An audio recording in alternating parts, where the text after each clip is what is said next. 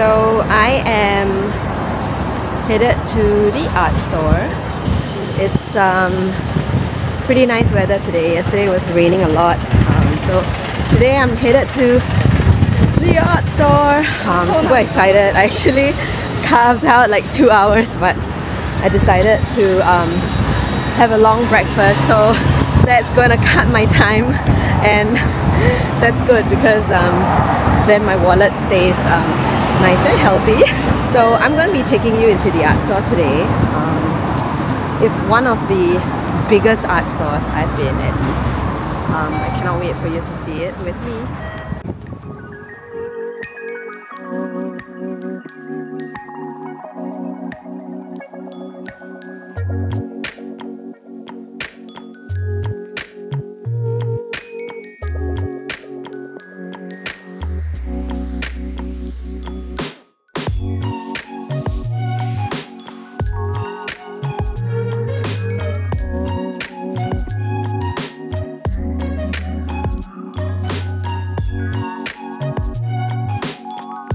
And the first thing I would totally recommend is to take a picture of the floor guide.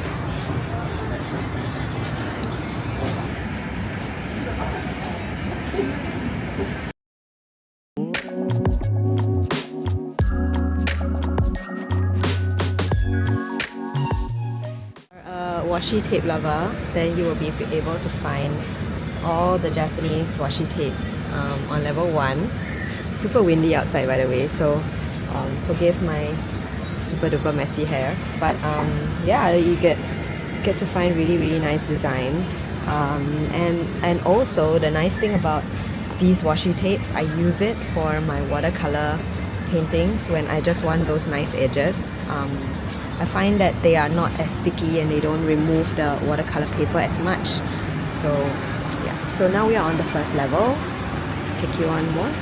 I'm on a mission today to take you into this incredible art store. The first time I visited was in 2016, and during then I had just started watercolor. You can imagine how it felt for me to be in a store like this, where there was just so many different brands screaming at me, "Take me home!" It was so overwhelming and exciting at the same time. In this video, you are going to be able to see my view as I am watching and looking through the various supplies that are available. And I want to take you through a journey through something that you couldn't see. The thoughts and feelings I was experiencing as I was in this art store. Now, the first time that I got watercolor supplies, and the obsession that I was experiencing from this new medium, this new experience of, well, getting new supplies. There was also a level of overwhelm where I was unsure of what exactly to buy and what I needed.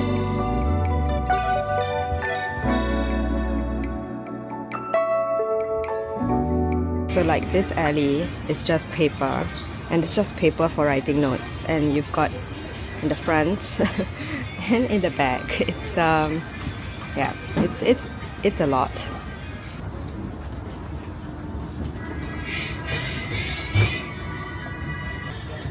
So I pretty much covered level 1. It's mostly your stationery stuff, pencils, pens, files, paper for writing, journaling if you like journaling. There's stickers, there's notebooks, there's all of those amazing stuff. Then we're gonna head up to level 2.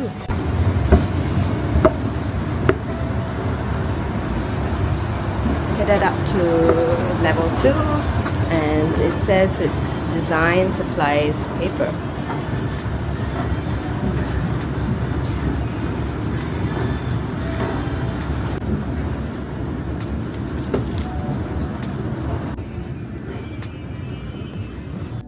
My strategy for buying supplies when I started was to just choose the cheapest And I had no idea what exactly each material was going to entail. I didn't know why there were different price points, but the whole point was I just wanted to get started.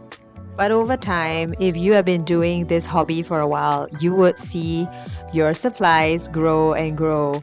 But it's not because I'm gaining more experience. I was just looking for a fix, a solution to why things were not working out sometimes. I would be buying new paper, buying new brushes just to try it out, just to see if it could be a solution to the difficulties I was facing with watercolor.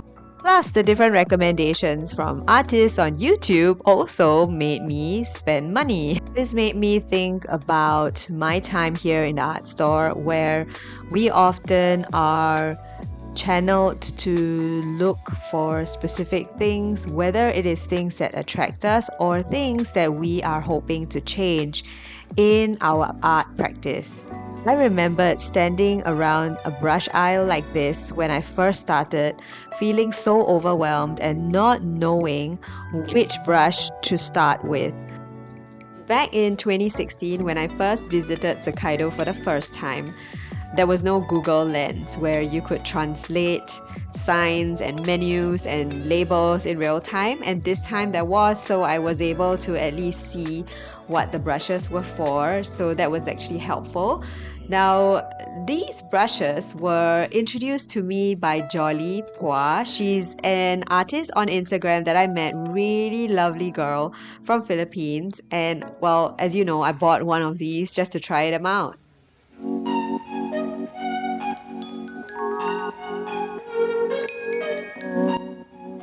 Coming to a big store like this brings out something in you. It's almost like you wonder if you need to have all of this, or you even start to question whether or not it's something that you should suddenly dabble or try. Just like looking at these Pantone charts, thinking one day I'm going to license my art.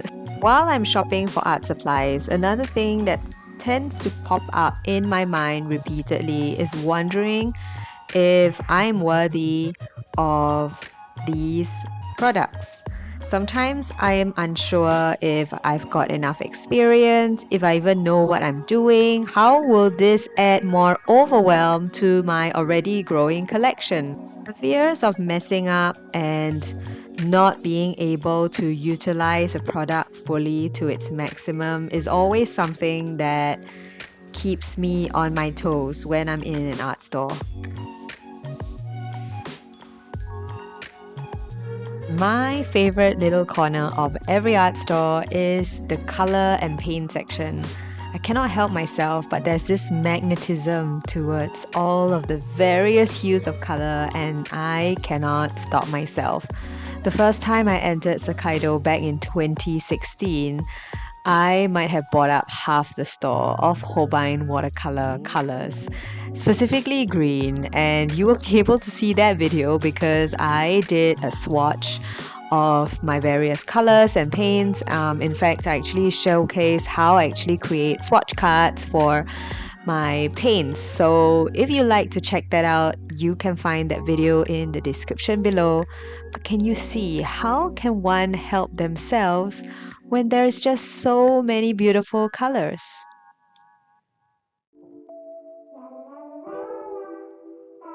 So I'm just done with level 2, and you would find, well, color pencils and tape and glue and acrylic wash, a lot of awesome amazing things actually, files and brush pens, calligraphy stuff, poster color. I'm just a little bit overwhelmed, so if you find that this video is very jerky because my eyes are everywhere, so that means my camera is everywhere as well. But now we are headed up to level 3. So you're supposed to pay at every level, so I thought that I'd do this tour first and then I go around and grab stuff to get.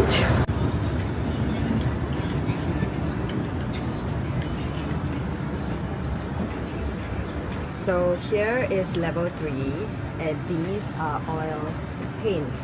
They're just all oils from different brands. Most of them are Japanese brands. And then behind, there's more oil paints. So let me just bring you through the oil stuff. It's actually something that I've been thinking about lately. As you can see, super distracted. I'm also finding my Mari tempura here. And then there's like lots of tempura colors, pigments, a whole jar of pigments. Yeah. Gouache, gloss, varnish. I mean, it's crazy. So let me bring you on that.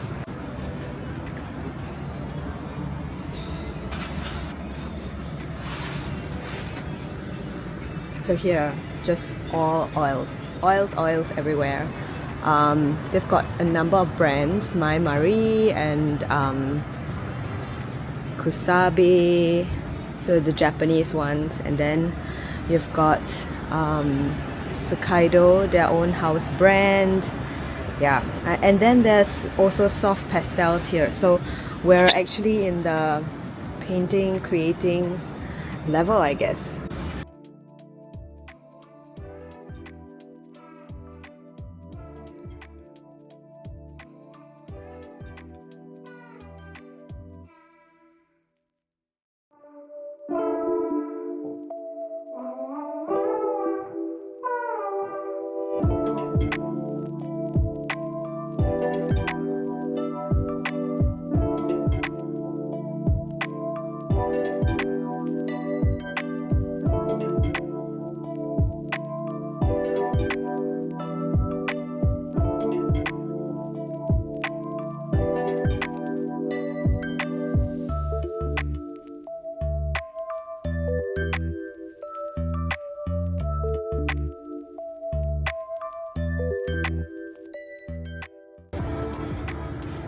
So I just showed you a small section of the oil section.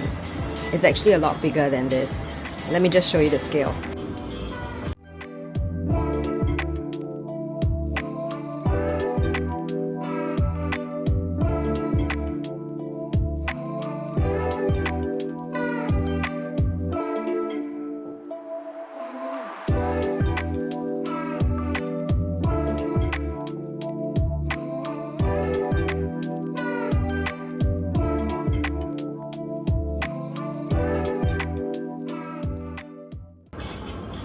How does one walk and not get distracted? So I got distracted because I found my water soluble oils. Last trip I went to Fukuoka and I got some water soluble oils by Holbein. I really liked it. It's a kind of nice entry level to doing oils, especially since with kids and everything, it's really hard to kind of use oils. So this time I'm gonna get a couple more tubes. While I was picking out all of these oil colors, one of the things that I started to notice was the maturity that I experienced from selecting my art supplies, that I no longer just picked out colors just because I was attracted to them, but rather I started to pay attention to smaller details like specific properties, whether it is pigment coat or whether or not these colors would complement each other in my palette. There were so many different things that I noticed within my mind that was different when I visited in 2016.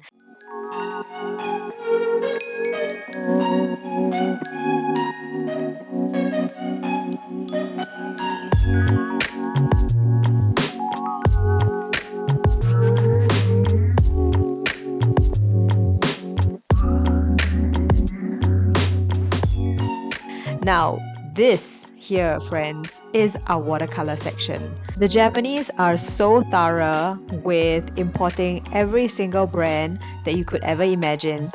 The only brand that I couldn't find here was White Nights, which I was actually keen to explore, but Core was one of those brands that I bought from Japan to try because I couldn't find them in Singapore.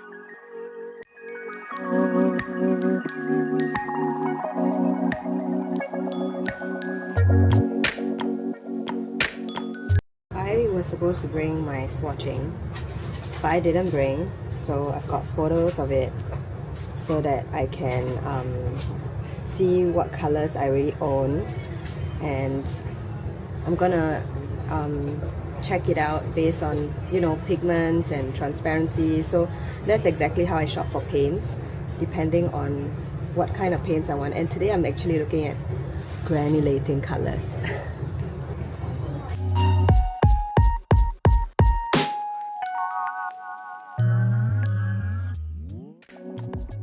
Those of you who have been curious about those neon paints that I tend to put in my watercolors, there they are, from Japan.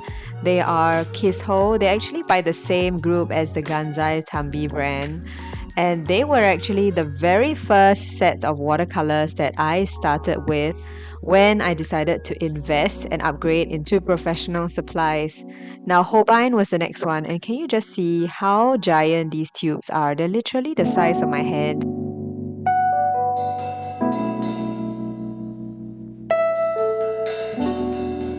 If you're just in awe of the selection and the amount of supplies in this shop, and you've come this far in the tour, I'm really curious to know what made you decide was a good time for you to invest in good quality art supplies. When was it when you decided that this was the best time for you to actually use them? Because there's a timing where you buy them but you don't necessarily use them, because I've got so many in my home when I first started where I had bought them but I wasn't sure when I was going to use them, which sometimes is related to, you know, feelings around my level of experience and so on. So there's actually that gap, and I'm really curious to know.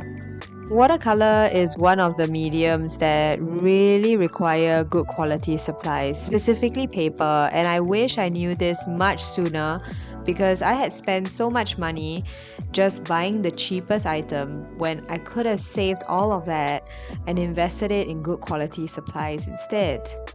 We are soon coming to the end of this tour. I had so much fun taking you with me, and I would love for you to stick around to hear my reflection. I survived the art store, and towards the end I found that it was a little bit hard for me to do filming because the store started to get a bit more crowded, and, you know, being mindful of other patrons, maybe they don't want someone to be filming around them as and when I am doing the filming and showing you, but maybe people don't really want that, so I had to be really mindful of that. But as you can see, it was so overstimulating, so many things to look at, but I survived. It's so different from when I first started, when I first went to the art store.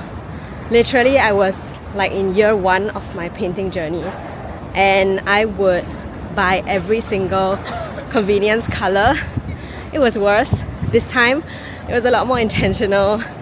I actually looked for pigments that I didn't own, and you know, colors that I really wanted, or effects that I was trying out, like granulating colors or my oil paints. So thank you for sticking around. It was fun to bring you on my trip.